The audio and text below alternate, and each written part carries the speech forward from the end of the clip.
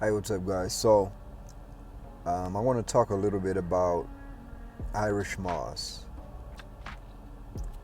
separate from the Jamaican variety. A lot of people confuse the two, but they are two different varieties of algae, not mosses. I don't know why we call them sea mosses, they're algae. But yes, it's different than the Jamaican variety. And because these two algae evolved in different parts of the world, they have different things to offer. The Irish sea moss evolved in the cold waters of the Atlantic. The Jamaican, obviously, in the Caribbean. Which is why this is another reason why we have to start researching the things we use by their scientific name and not their common names. The scientific name of Irish moss is Chrondrus crispus. The Jamaican variety is Garcilaria. When you research these algae, you should be using that. That's where you'll get the factual information. So, the Irish moss is much darker in hue versus the Jamaican. A lot of people will see the Jamaican and they say, oh, this is fake sea moss. It's container grown because it's pale. Well, that's not necessarily true.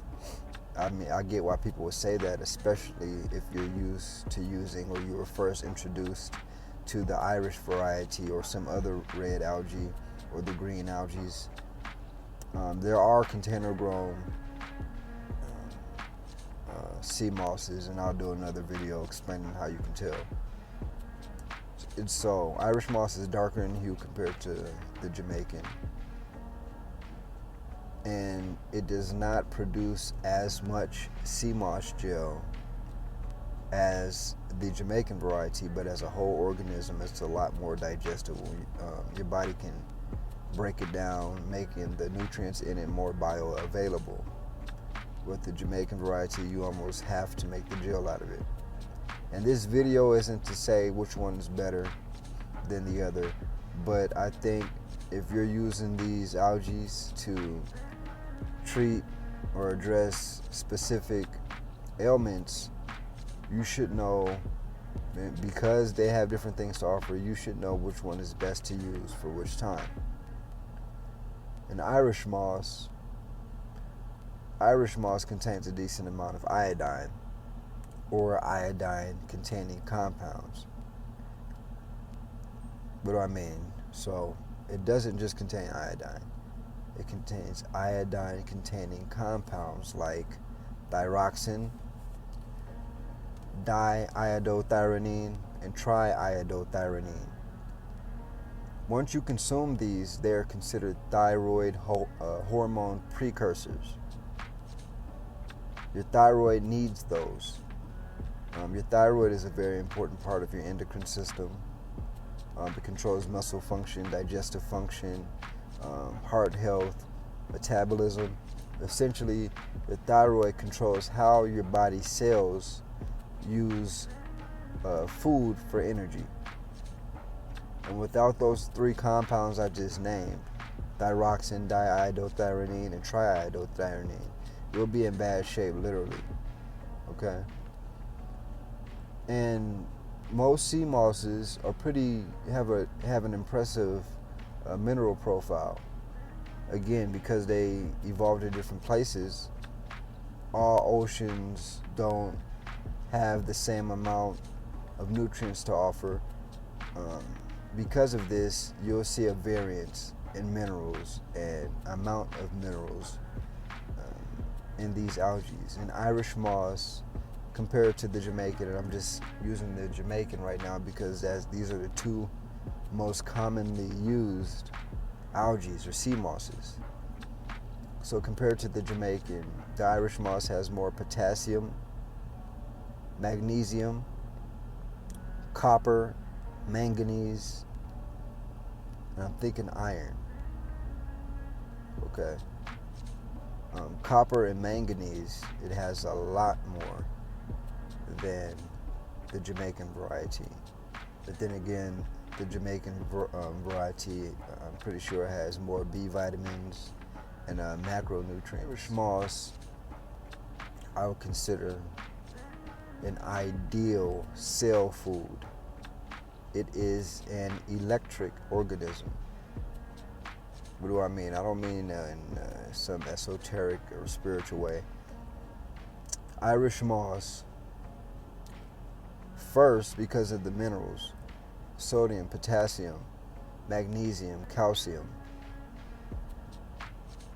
Those minerals help your body to stay, it helps the conductivity of your body, which is why those minerals I named are called electrolytes. It helps your body remain electric. Every time your heart beats is because of an electric stimulus. The synapses of your nerves are electric. Your cells were designed to transfer and maintain electric currents. Okay, that's where the communications between your nerves, movement in your muscles, is because of that. And these electrolytes, these minerals, is what makes that possible. Another reason it's an ideal cell food, keeps your body electric, is because of the fatty acids it contains. And for a photosynthetic organism to have the profile of fatty acids like Irish moss is pretty rare. It's pretty rare. But fatty acids are converted into lipids, which is a type of cholesterol. And I know over the past years, 40, 50 years, we've been scared of cholesterol, but you need that shit. Your cell walls are composed of this type of cholesterol. The cell membrane, this is actually called, but it's the cell wall, I guess. And this membrane, this wall that's composed of this cholesterol, which is converted from the fatty acid of sea moss. This cell wall is called, it's semi-permeable, meaning it lets some minerals in and others no. Some minerals just diffuse into the cell, others are selectively let in depending on their charge. You have positively or negatively charged minerals called ions. They have a positive or electric charge. They're let in to the cell, creating a certain type of polarity for that time, and then out, which can change the polarity of the cell at that time. Okay? It keeps the body electric. It maintains the conductivity of your body. All right? And as I said, Irish moss contains a little bit more copper, manganese, and boron. Also, it has a decent amount of magnesium. Magnesium is super important. Magnesium is in every one of your cells. Magnesium is responsible for over 300 biochemical reactions in your body. Over 300 biochemical reactions in your body. It's super important. Magnesium helps to keep your heartbeat steady. Boron and copper is ideal for brain fog. If you're fighting brain fog, for focus, overall mental cognition. Excellent for brain wave function. Okay? So,